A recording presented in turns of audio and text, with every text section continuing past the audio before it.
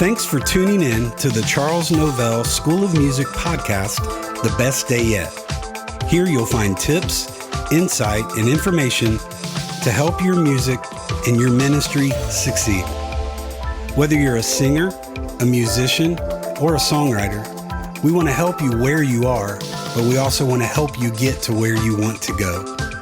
We believe that our talents are God's gift to us, but what we do with those are our gift back to God. Yesterday's information is important, but what we can learn today will make this the best day yet. Hey everybody, Rob Novell here. We're back for another episode of the CNS podcast, The Best Day Yet. Hope this finds you having a good day. And as always, I love to thank you for tuning in and giving. These are free, but you are giving your time, and that's very important to me. That's very valuable to me, and I appreciate you taking your time to tune in. Get a lot of good feedback on these, that people are learning things, and that's exactly why we're doing what we do with these. I'm excited about our topic for this episode, and we're going to be talking on excellence and doing what we do as under the Lord, as well and as good and as excellent as we possibly can. And I've got a couple guests I'll introduce here in a minute, but real quick, I want to remind you, CNS 23 is coming July 16th through the 22nd. We will be at Murray State University in Murray, Kentucky. We are so excited about this year because it's shaping up to be one of the best CNS we've ever had. And that's saying a lot because every year we have a great session. But I know this, my staff that we have secured for the week, these people are the tops in what they do. And they're very talented. They're gifted, but they have a heart for ministry. They have a heart for pouring into people. They have a heart of seeing people win and seeing people succeed. That's what makes them the most valuable to me. And then our guest, we've got such a great list of guests coming in. I've been announcing some of those special guests.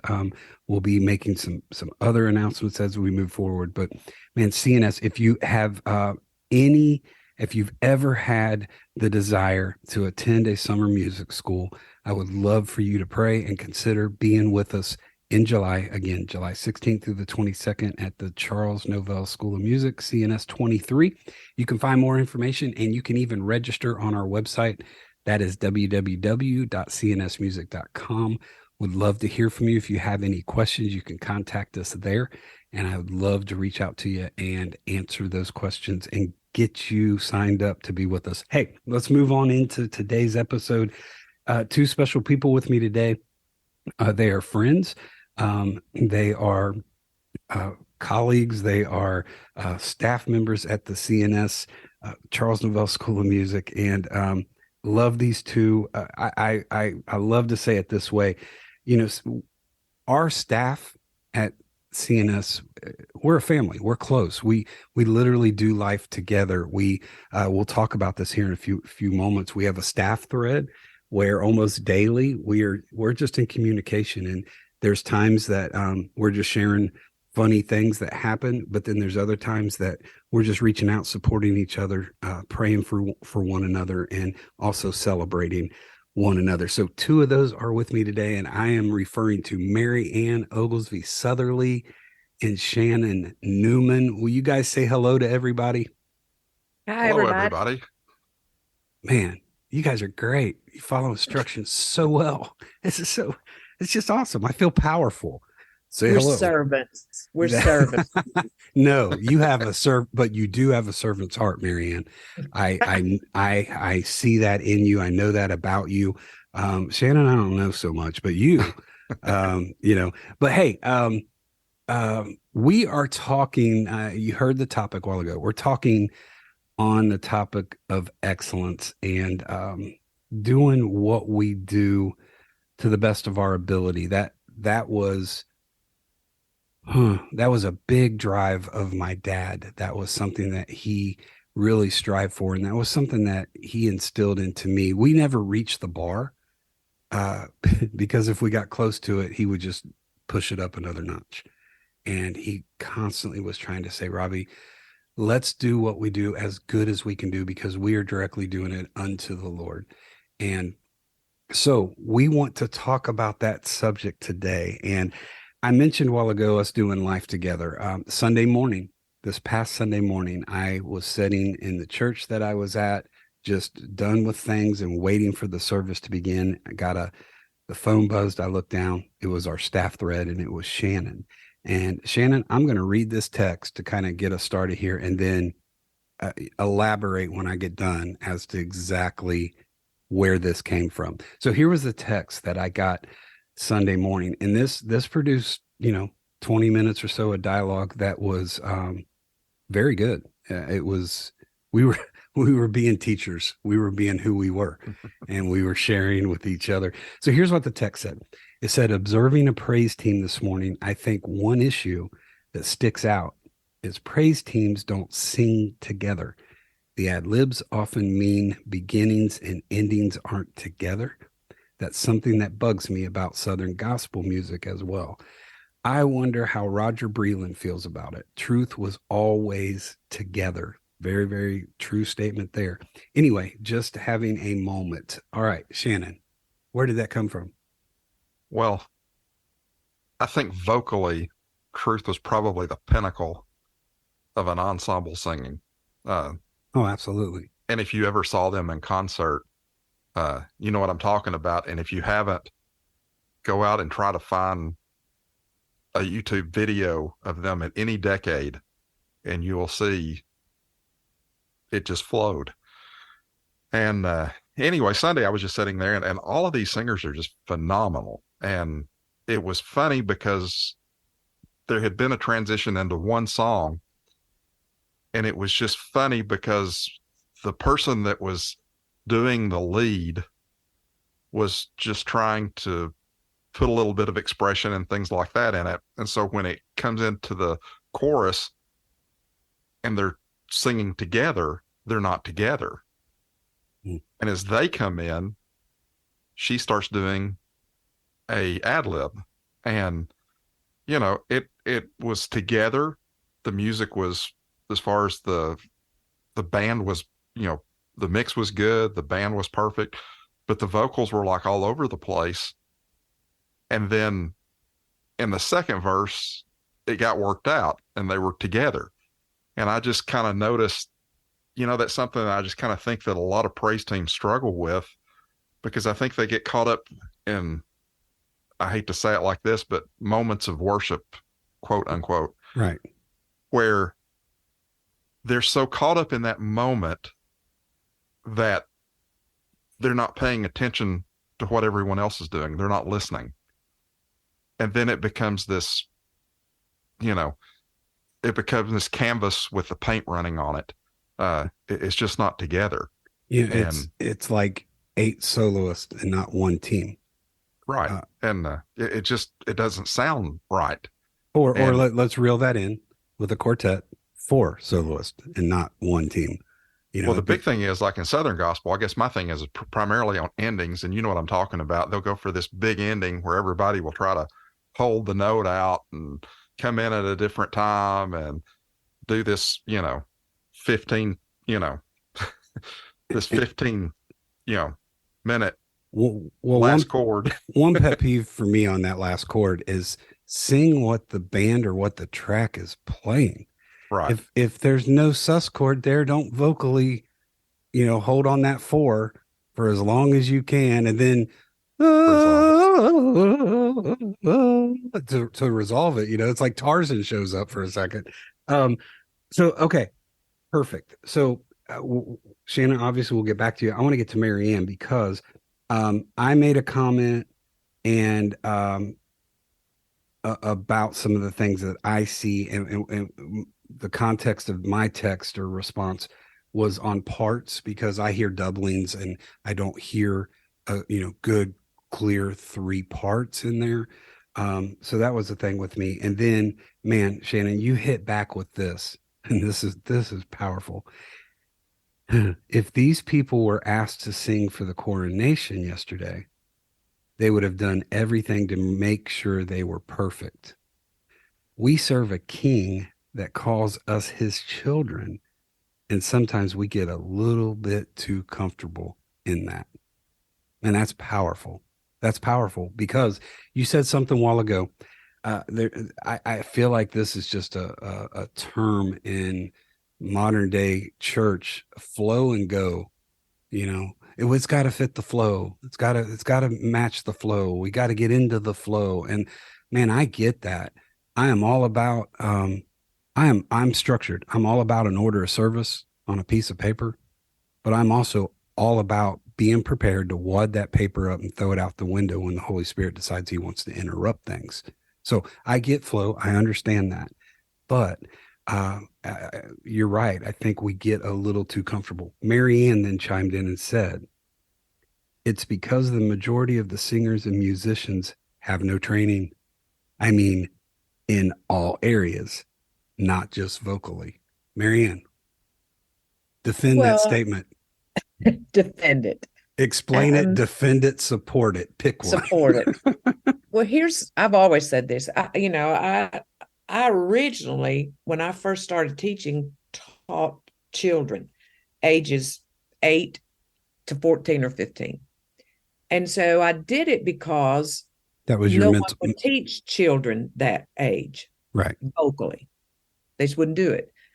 And so I thought, well, why do we expect our church choirs, our church praise teams are taking those children who've never sang, they're grown now, they're standing up there singing, and they've never been taught that you can hold a note straight, you can do all these things, but if you don't have the knowledge of why you're doing what you're doing, then it just falls on deaf ears. And as far as group singing, praise team singing, I heard a great quote yesterday about why do we worship? We don't worship. We're there to lead in worship, but we're there to worship as well, but yet we still had to lead. And that's what we're up there for. Right. That's what we're up there for. And so as far as students are concerned, and as far as people on praise teams, even at my church, there has to be a blend. You have to be one voice. There was a friend of mine that always said this, one voice. That's what harmony does. One voice. You've got 5 people sounding like one. Right. And the only way to get that is to work hard at it. The tricks of the trade. How do you, everybody on pitch, everybody placing the notes. I'm huge into placement. Because if you can't place that note, I love the vowel aspect of it. You can't sing those U's. And on a praise team, if you've got someone, this is my all-time word, was, it is not W-U-Z. It's W-A-S. It's was. You don't say was. And you surely don't sing a vowel, a dark vowel like a U. I once was lost in sin. All of that. And now you are again. And now you are again. There's those vowels that you just don't sing. There's those consonants you try to kick out, or you're not going to blend. What about Jesus loves May? Jesus loves May. May, he loves me. And I understand there are different dialects, but that is one of those words, son. Are we talking about a son? Are we talking about the son? There's all of those different things that if you're going to blend on a praise team, or you're going to blend in a choir, or you're going to sing in a trio, everybody has to say the words the same. If you don't, you don't have a blend. Right. And if one person holds on to the end of there is a river, and you put that R sound on the end and everyone else goes river, take the R off, then you don't have a blend. And it's all about the knowledge of how to blend a note, but it's what we sing like we speak. So if we sing like Ellie Mae Clampett talks, it's going to come out like Ellie Mae Clampett. If we sing like we speak, if we speak like we sing, we'll learn how to improve our diction. It's all about diction. Right. You have to have it, or it's not going to blend. It's not going to blend. And gospel music has a tendency with that word was and son. We just camp out on them, and it's a dark vowel. It just doesn't blend. Right. And I think, and I made my students look at themselves. They sung in front of every mirror you can imagine. A mirror doesn't lie. If You're you're right. not opening your mouth and you can't get this, it's like I tell them, if you're in a watermelon seed spitting contest and you have a mouthful of seeds and you want to compete against John beside you, and you don't open your mouth and spit out a seed, it's just going to fall right down in front of you. It's not, but if you open your mouth big and you prepare yourself to spit it'll go. I had a niece that was 7 years old and she won the 10-year-old division. She could spit a watermelon seed all the way across the park. But it's I know a because new she knew activity how. this year for the school. You know what? Yeah, I'm thinking seed the spit. same thing.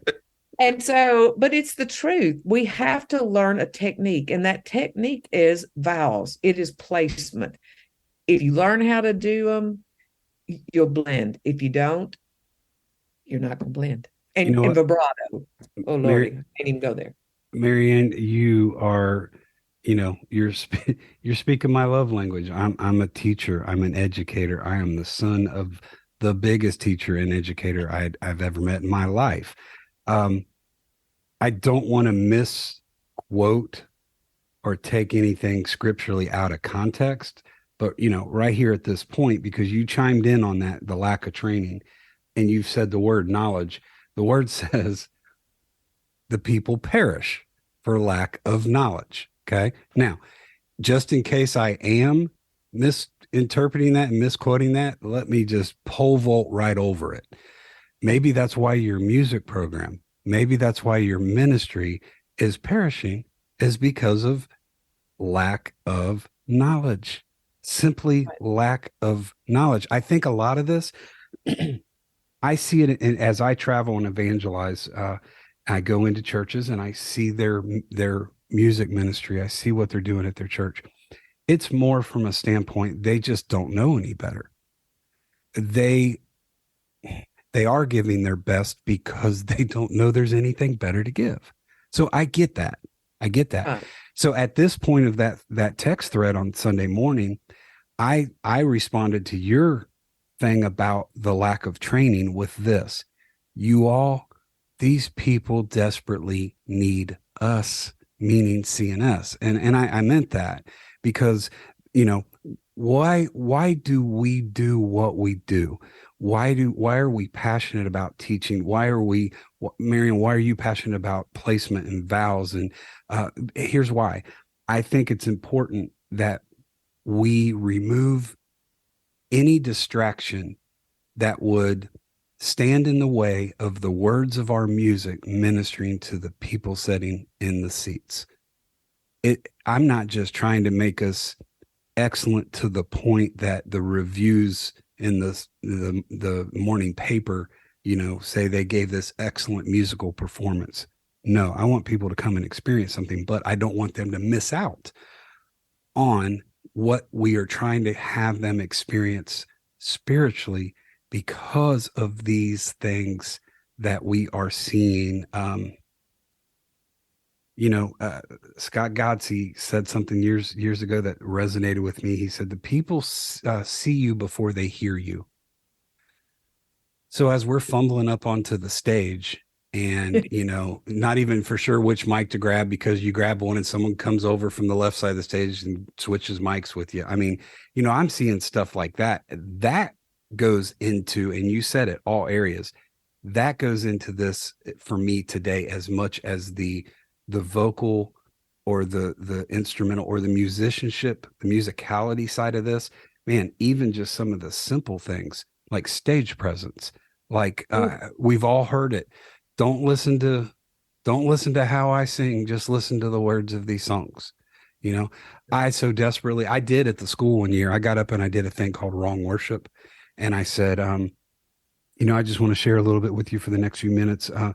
As I go into this, man, don't listen to the words, just listen to how I sing it.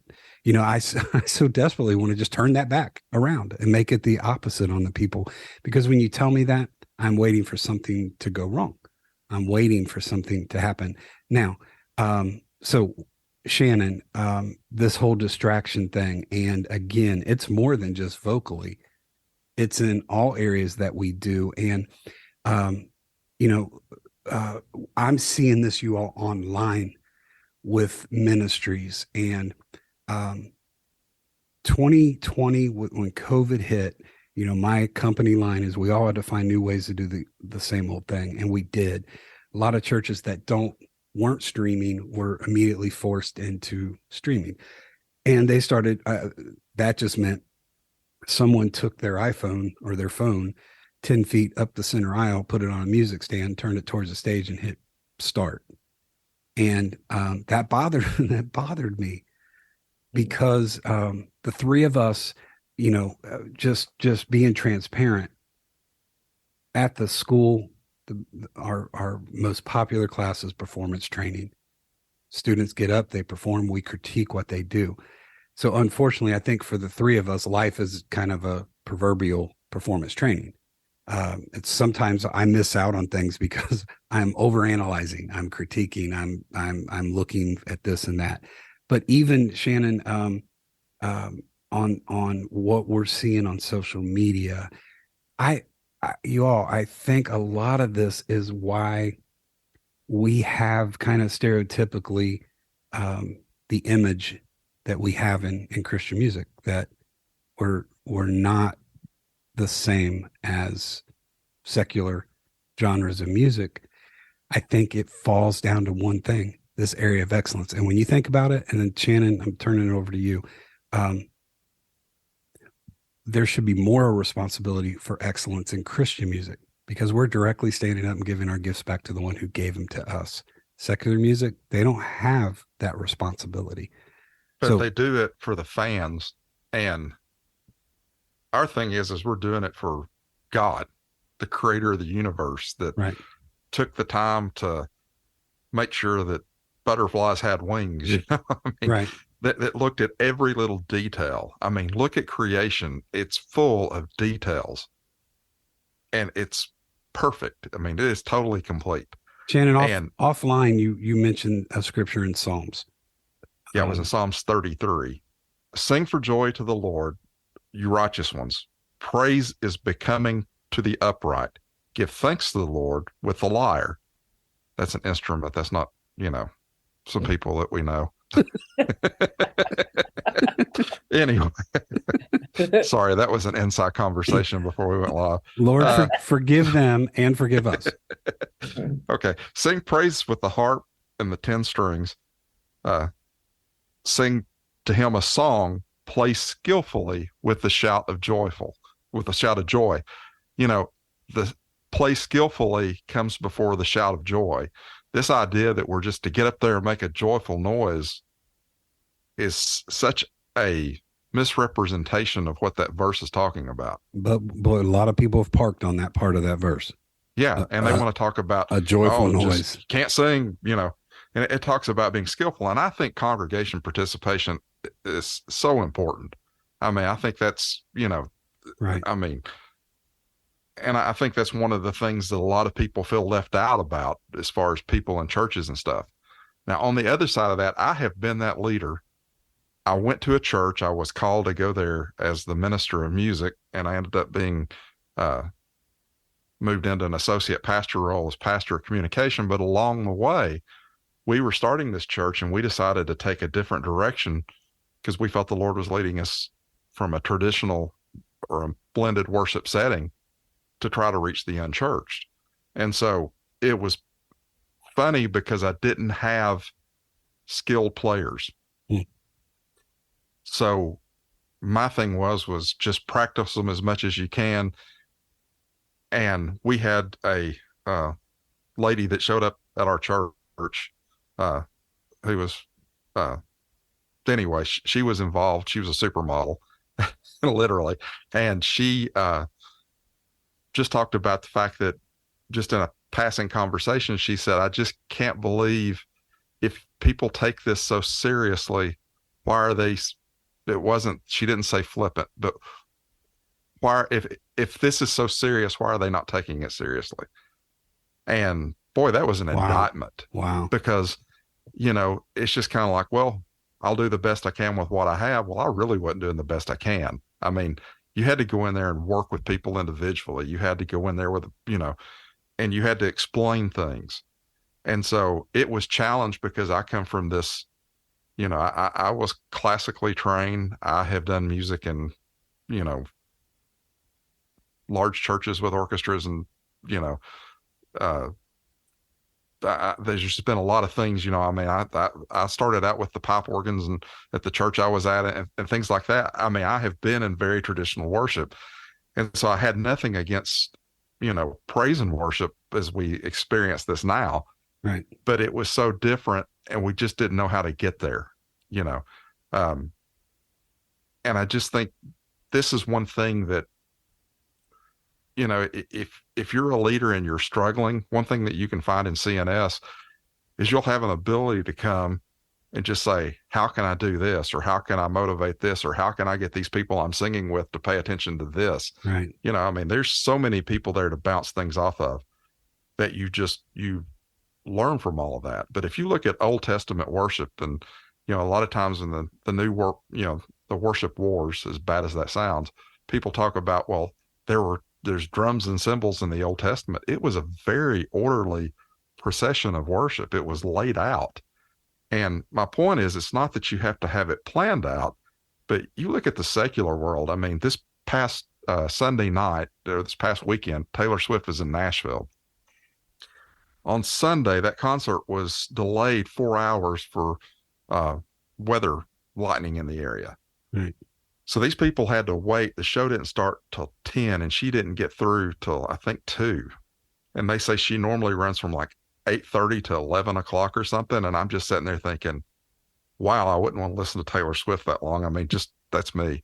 I mean, I have a hard time with my attention span listening to, anybody more than 30 minutes. But I was just sitting there and, that tour is rehearsed. It's staged. There's nothing on that tour as easy as it looks like they're doing it or as much fun as they're having that wasn't pre-planned to begin with. And it was all done for the applause of that audience. Right. It wasn't done to thank that audience for coming. I mean, maybe the encore round or something was, but but it was done with excellence. I mean, nobody wants to get out there and leave any detail, and here these people are out there in the rain listening to a concert after midnight. And they were so prepared, it just wasn't an issue. Right. I mean, when you said a while ago, the Old Testament, you're referring to structure. Right. And not necessarily planning, but just structure of a form, something to follow there. You also said, the crowd participation, engaging with the crowd. Someone very near and dear to the three of us, that was, for 40 years, a vital part of CNS, Jeff Stice. What was Jeff's word, Marianne, with an audience? What did he strive to do? We had it on our bracelets. Connect. We had it on our bracelets last year. It was connecting. He wanted to connect. How important is it to connect with the audience? And let me ask you this way: removing distractions, does that help you connect, or does that keep you from connecting to an audience? Well, I think we have to connect. We have to, I used to tell my students this: find a face. And the face doesn't always have to look like it's enjoying you. That isn't the issue. The issue is you have a message and you're relaying it to that person. I'm the creator of the joy that he's going, with the help of the Lord, he Right. will enjoy it, and it puts a smile on his face. And I've sang at churches before where I thought nobody give a flip about what I said or did that day. It was just, if everybody's honest, you have Sundays like that. Right. But when they would come by the table, some of the sweetest people I still know said, you just will never know what that song meant to me. So just because they're not throwing babies in the air doesn't mean that they don't appreciate and hear the message in the song. But I believe it has to do with the delivery of how you deliver a song. I would tell you, it's no secret, Deb Talley and I are best friends. And if I ever had a mentor who was close to my age, it was her, because there is no other song I know of like Thinking About Home that you can literally smell the flowers on the park bench by the man, because there is such delivery and intense. Right. You knew she knew that man. And she go, that part where it says, I said, oh man, where's your home? And what's it like? She speaks it almost, but sings it. Right. And it is an endearment for people to understand it. If we, even last year, some of my students, they would just sing a song straight through and look at me and smile. And I wanted to go, okay, you hit the notes. Right. That didn't do a thing for me. Because you're too going to that. worried. I didn't say that, but it didn't. Right. I want to feel that I knew that man on the park bench, and I wanted to know the man he was talking about when he said, I'm thinking about home. He wasn't talking about wood, hay, and stubble. Right. And I want to feel that. I mean, the lyrics are great. And that's another thing. Choose lyrics that have meaning to it, because you can't recreate a wheel. Absolutely. Those lyrics create such a picture in your head mentally. Exactly. And one thing about Debbie is the fact that, I remember the first time I heard them sing My Redeemer is Faithful and True. It's a Stephen Curtis Chapman song. I never heard it like I did when she started it.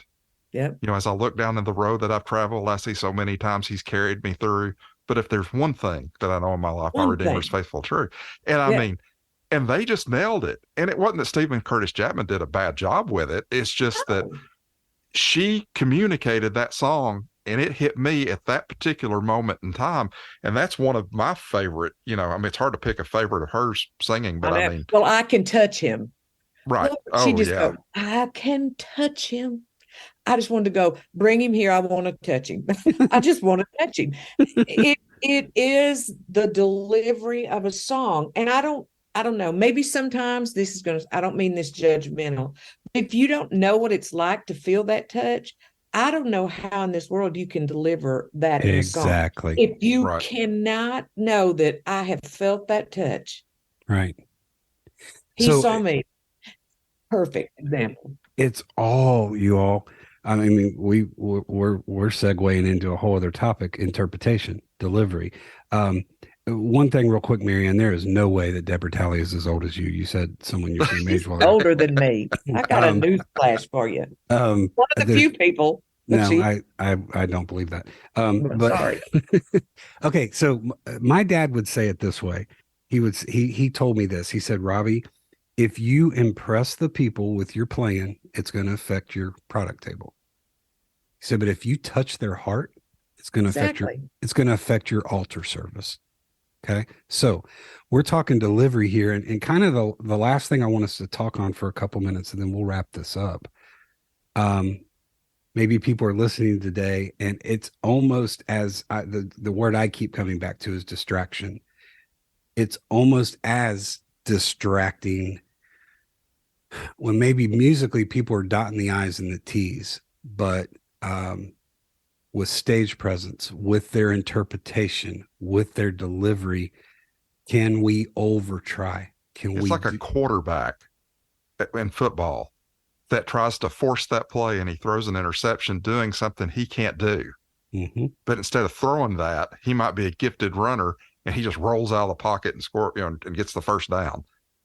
There's some people that know where their skill sets are, and when they're under pressure, they either force the play or they do what comes natural, or they concede the play.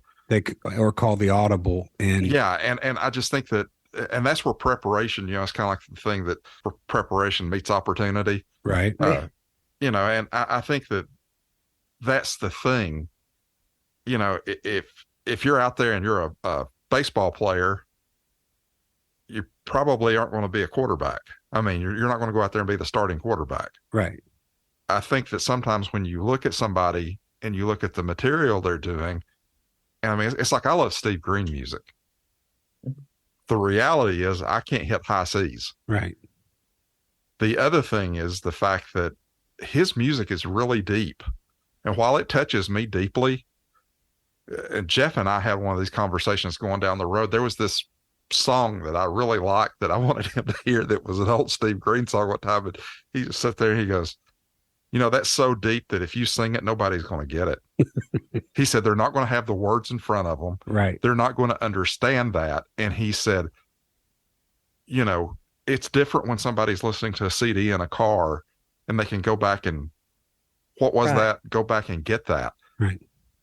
But, you know, when you're up there and you've got 15 minutes, 30 minutes, 40 minutes, you don't have time. You should never have to explain a song before you sing it. I think He Saw Me's kind of that way. I love that song, but I've been around long enough to know that there's certain crowds you sing He Saw Me to, Right. and certain crowds you don't, because you have to really think, what does that even mean? What does that mean? On a balcony of space, he saw me in his likeness. He saw me. It's a whole story from beginning to end. And so, and he knew if I became like him, he must become like me. But you kind of, if you don't have an audience that gets that, right, it kind of falls on deaf ears. It's not their fault. I've seen lots of groups sing songs that I thought, well, this isn't the crowd for that. You know your audience. It's imperative that you know your audience. You know, I think some people just get stuck in this. No, I'm doing that song regardless. And man, I've seen people been given a 1 or 2 song segment and absolutely pick the 1 or 2 worst songs to sing in that environment. So, Marianne, I'm going to let you close this with this, because I want your take on this. Not who, but what are some examples of over trying? Well, I think the number one thing is we sing songs that we aren't capable of singing well. Yeah. I'm not Sandy Patty. Right. You're not going to hear Marianne hit an A flat. It will not happen in this life, maybe in heaven, but not here on this planet. Well, I hit a high A flat. I can get the flat part. Yeah, well, I can be real flat when it's an A. But in my wheelhouse, I can stand beside anybody and hold my own. I think that's where we mess up. People want to be whoever their favorite artist is. Right. I love Taranda Green's Christmas project. I think it's one of the best Christmas projects. She's a singing machine. Right. And as a female singer, can I sing like her? No, but I can hold my own with her. Right. And so I think that we try so hard to be perfect that we lose the ministry part out of it. And then sometimes we don't try perfect enough. And I was singing in a church one time, and I was in a trio, and we stood up and we were going to sing, and everybody clapped, and I said, we're going to sing this song. And I said, this is homecoming. I said, I can remember as a kid singing out in the front yard. And I said, we practiced this song yesterday out in the yard just to see what it would sound like. I was thinking it was funny. Now, this was years ago. And somebody in the back of the church, I kid you not, said, well, you should have stayed in the backyard. I didn't know what to say. It took me so off guard. I thought, how do you, but the fact is, probably now, I would have just stepped up and sang it. But back then, I didn't know what I know now. I'd have just walked out, sang that song, and done it. But I thought, because it was homecoming, it was a cute little story to say. So I think even we as teachers learn many things. We don't know it all. Oh, absolutely. But I do think we can learn by watching people, and we have to know what we can and cannot do. It is imperative. You know, one thing that's the flip side of that, I remember one time Dr. Novell comes up to me. We were actually eating, and he said, I wanted to say something to you, and I didn't know what I was wanting to say, because I just don't feel like you should say something unless you know exactly what you're going to say. And we're in the cafeteria at Murray, and he goes, but when you sing, he said, I feel comfort. He said, you're just relaxed. He said, don't ever lose that. Yeah. And I think that meant a lot to me. Sure. Right. Because I struggled, because it's kind of like, that's kind of who I am. I always joke I'm built for comfort, not speed. But, the thing is, we need to encourage other people. If somebody does something well, right, tell them, hey, that's you. This is your song. This is what you're meant to do or whatever. Exactly. Help them find their place. Because it's awfully hard sometimes when you're trying to figure out, when you're throwing everything against the wall, you don't concentrate on what you're good at. I think our students, I've had messages all year long from some of the private students and others too that I didn't have privately. And they all say the same thing. Thank you so much. Thank you. It is that camaraderie. Right. I wouldn't have been the singer I am without key people in my life that taught me, encouraged me. You can do this.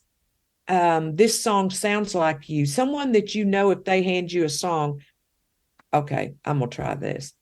But we have to have that. And with our students at the school, I believe we do them a disservice if we don't teach them and help them and be a good rah-rah session for them when they do well. Right. But I'm not gonna lie and say that was wonderful when there was 7 or 8 pitches.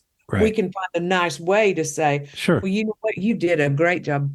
But I think we do people an injustice by not saying, have you ever thought about this song? And if you do, like I work with people with dementia. So here's how we do it. We don't ask a question. We just say, you know what? I heard this song the other day and it sounded just like you. It is in my ears. I could hear you singing this song. The song's probably in a lower key. They're singing too high, but then they kind of look at you like, oh, okay, she thinks I could do this song well. It's about exhorting people as well. We have to exhort them. We have to give them hope. We have to that's what we're there for. We're not there to rip people apart. We're there to help them and their craft be better singers. But you got to still tell the truth in a kind way. Let's close with this, because I'm sitting here listening today. You can't be a teacher if you're not a student. No. So I'm learning it. I'm learning as I'm listening to you all. Here's I think where we get to excellence, when we can balance ministry with technique, right, with common sense, with this thought of removing distractions. I think that's where we get to a point of excellence that God can look at us and literally say, well done, my good and faithful. Man, we appreciate everyone tuning in, listening today. Man, this is great information. This might be one you need to go back and play and listen to again. And man, if you'll take this information and apply it to your life, your music, and your ministry, you'll find that this will help you make this your best day yet. You all be blessed. Thanks for listening to the Charles Novell School of Music podcast, The Best Day Yet. You can follow us on Facebook, Instagram, and Twitter under the name the Charles Novell School of Music. And for more information on CNS and our upcoming events, like our online school, our weekend regional sessions, our creative coaching, and our pastor's retreat, you can visit us at our website at www.cnsmusic.com. As you've listened to this episode, we hope that you've gained some information that you can apply to your music and to your ministry to make today the best day yet.